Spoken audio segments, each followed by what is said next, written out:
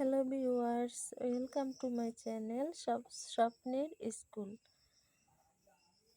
ষষ্ঠ শ্রেণীর বীজগণিত অনুশীলনী 4.3-এর পর্ব 4-এ তোমরা বীজগণিতের যোগের 23 নম্বর পর্যন্ত দেখেছিলে। আজকে আমরা করব 24 নম্বর থেকে। 24 নম্বর অঙ্কটি আমি তুলে নিলাম। এরপর এখানে সদৃশ্য পদগুলো নিচে নিচে বসিয়ে সাজিয়ে আমরা যোগ করে ফেলব। যোগ করলে এখানে দেখো মাইনাসে মাইনাসে কিন্তু প্লাস হয়, মাইনাসে মাইনাসে প্লাস হলে আমরা এটাকে প্লাস করলাম। প্লাস করার পর 14 মাইনাস 14 সিজেড, এটাকে আলাদা রেখে এরপরে আমরা 9 সিজেড মাইনাস 8 সিজেড এটাকে যোগ করে ফেলবো। যোগ করলে আমাদের কাছে আসলো 15 সিজেড, 17 সিজেড থেকে আমরা যদি 14 সিজেড বাদ দিয়ে দিই তাহলে আমাদের কাছে থাকবে আর 3 সিজেড। এরপর মাইনাস চিহ্নটা এভাবে বসলো, বড়টার আগে যেহেতু মাইনাস চিহ্ন আছে সেহেতু আমরা এখানে মাইনাস চিহ্নটি অবশ্যই ব্যবহার করব। এরপর আছে plus 3by minus 11by plus 6by। প্লাসে প্লাসে আমরা প্লাস করলাম অর্থাৎ যোগ করলাম। 6by 3by যদি আমরা যোগ করি আমরা পাবো 9by। এখন মাইনাস 11by থেকে যদি আমরা 9by বাদ দিয়ে দিই তাহলে আমাদের কাছে থাকলো আর টোয়াইস by। এরপর আছে 5x মাইনাস 7x আর শুধুমাত্র x, তাহলে ax আর 5ax এ যদি আমরা যোগ করি আমাদের কাছে আসলো 6ax। 6x মাইনাস 7ax থেকে যদি আমরা 6ax বাদ দিই তাহলে আমাদের কাছে থাকবে শুধুমাত্র মাইনাস ax।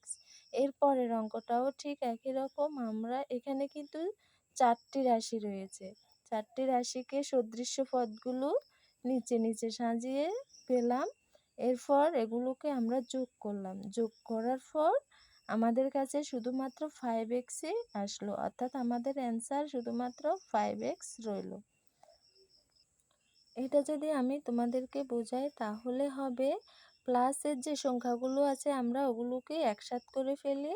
প্লাসের সংখ্যাগুলো হলো 6 আর প্লাস 1-এ হবে 7। এরপর আছে মাইনাস 5, এরপর 6 আর 1-এ হলো 7। এরপর আছে -2 -5, তাহলে মাইনাসে মাইনাসে প্লাস আমরা জানি, তাহলে -7 আর +7 যদি হয় তাহলে এখানে কিছুই থাকলো না, অর্থাৎ -7 +7 কাটা গেল। এরপর আছে -5x, 3x + 3x, x + 6x। এখানে 3x x 6x এ হলো 10x। 10x থেকে যদি আমরা -x বাদ দিই তাহলে আমাদের কাছে আর আসবে শুধুমাত্র 5x।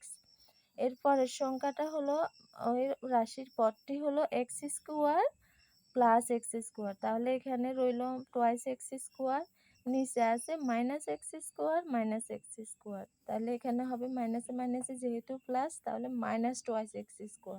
তাহলে প্লাস তৃতীয় রাশির মতো হবে, তৃতীয় পদটির মতোই হবে। এখানে তৃতীয় পদটির মতো হলে হবে +2 x² -2 x² বাদ পড়ে যাবে, অর্থাৎ প্লাসে মাইনাসে কাটা গেল, তাহলে এখানে আর কিছুই রইল।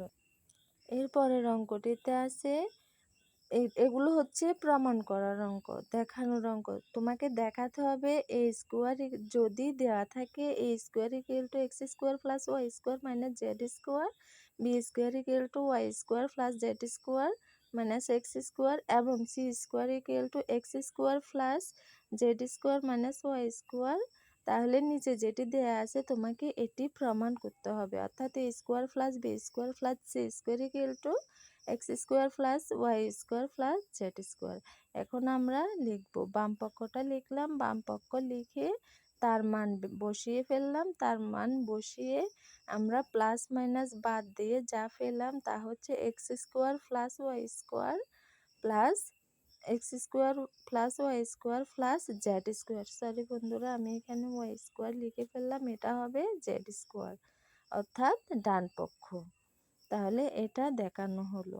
২৭ নাম্বার অঙ্কটিও ঠিক একই রকম, ডান বামটা দেখানো হলো।